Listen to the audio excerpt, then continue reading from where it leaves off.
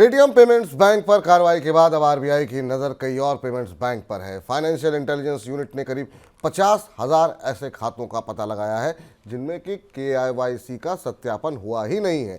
इन खातों में से 30,000 खाते पेटीएम पेमेंट्स बैंक के अलावा अन्य पेमेंट्स बैंक से संबंधित हैं। इन खातों की जानकारी आरबीआई के पास है और इसकी जाँच की जा रही है।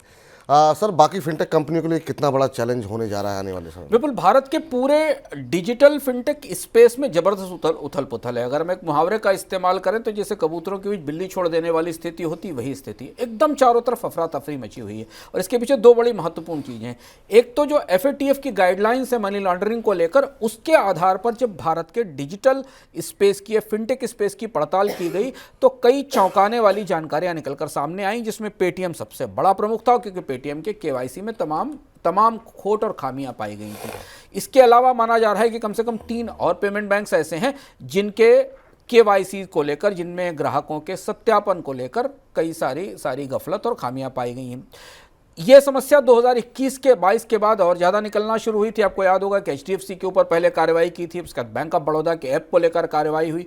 तो भारत में जो सबसे उभरता हुआ डिजिटल स्पेस था वो पीछे उतना अपारदर्शी था जिसकी उम्मीद नहीं की जाती थी, और इसलिए अब आरबीआई ने इसकी सफाई और इसकी क्लीनिंग शुरू कर दी है। स्पष्ट रूप से ऐसा लगता है जैसे आरबीआई ने फिनटेक कंपनियों को परोक्ष रूप से कह दिया है कि केवाईसी को लेकर कहीं कोई समझौता नहीं होगा, पारदर्शिता को लेकर कहीं कोई समझौता नहीं होगा। तो अब अगली गाज किस पर गिरेगी, अगला किस पर सख्ती होगी? हालांकि इतनी बड़ी सख्ती जैसी पेटीएम पर हुई ऐसी होने की गुंजाइश तो नहीं है, लेकिन जांच पड़ताल बढ़ने के कारण, पूछताछ बढ़ने के कारण इन फिनटेक कंपनियों के लिए कामकाज करने की मुश्किलें और ज़्यादा बढ़ेंगी।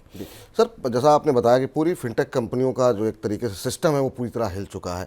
अब इसका असर बाजार पे कैसे होगा, क्योंकि लोगों की निर्भरता काफ़ी हद तक इन फिनटेक कंपनियों पर हो चुकी है। दो बड़े ट्रेंड बनते दिखाई दे रहे हैं। देखिए, भारतीय बाजार में जब भारत की बैंकिंग सेवाओं के बाजार में जब कंप्यूटराइजेशन आया, तब तो सारे बैंकों ने उसको पार्टिसिपेट किया। कुछ देर से आए, कुछ बाद में आए, पर जब फिनटेक आई, जब सपोर्टिव सर्विसेज का नेटवर्क आया, तो उसमें प्राइवेट कंपनियों ने बड़े बैंकों को पीछे छोड़ दिया। इसलिए भारत में लोग बैंक तो इस्तेमाल कर रहे थे, एक्सिस, एचडीएफसी या एसबीआई या कैनरा या बैंक ऑफ बड़ौदा, पर वो पेमेंट के लिए किसी पेमेंट ऐप का इस्तेमाल कर रहे थे, किसी वॉलेट का इस्तेमाल कर रहे थे। यानी जो सबसे नया और सबसे तेजी से दौड़ता क्षेत्र था, उसमें बैंक थोड़ा पिछड़ गए। बैंकों के पास क्षमताएं थी, पर बैंकों के उतने ऐप, वॉलेट और बाकी सेवाएं तकनीकी तौर पर सामने नहीं आ पाई।